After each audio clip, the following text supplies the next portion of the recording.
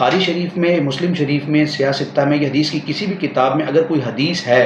تو اس کا مطلب کیا ہے؟ اس کا مطلب یہ ہے کہ یہ مستند ذرائع سے درست اور صحیح سند سے ہم تک یہ بات پہنچی ہے، یہ دین کا مسئلہ ہے۔ یعنی بخاری شریف میں اگر کوئی حدیث دکھاتا ہے کہ بھئی فلاں مسئلے پر بخاری شریف میں تو یہ لکھا ہے، مسلم شریف میں یہ لکھا ہے، تو اس سے کم از کم یہ ثابت ہو جائے گا کہ یہ مسئلہ دین کا مسئلہ ہے،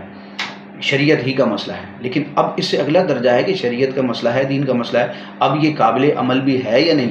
معمول بھی ہے یا نہیں، یہ منسوخ تو نہیں ہو گیا، اس کے مقابلے میں کوئی دوسری روایت یا دوسرا مسئلہ تو موجود نہیں ہے۔ تو یہ ایک علمی بحث ہوتی ہے، اور اس کو ہمارے فقہاء کرام،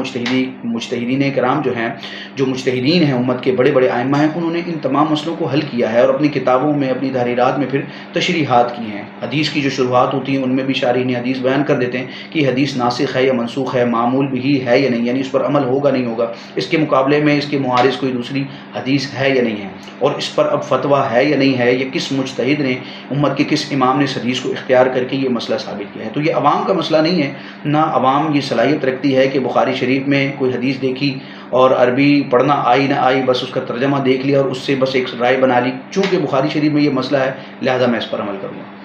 تو بخاری شریف میں یا مسلم شریف میں کسی حدیث کا ہونا بس یہ بتاتا ہے کہ یہ دین کا مسئلہ ہے، یہ درست بات ہے۔ اب اس پر عمل ہونا ہے نہیں ہونا، یہ معمول بھی ہے نہیں ہے، یہ امت کے علماء بتائیں گے، یہ مجتہدین بتائیں گے، یہ فقہاء بتائیں گے، جن کی فیلڈ ہے، جنہوں نے اپنی زندگیاں ان علوم کو سیکھنے میں اور ان علوم کی خدمت کرنے میں وقف کی ہیں۔ تو اللہ پاک ہمیں درست انداز میں دین کو سمجھنے کی توفیق عطا فرمائے۔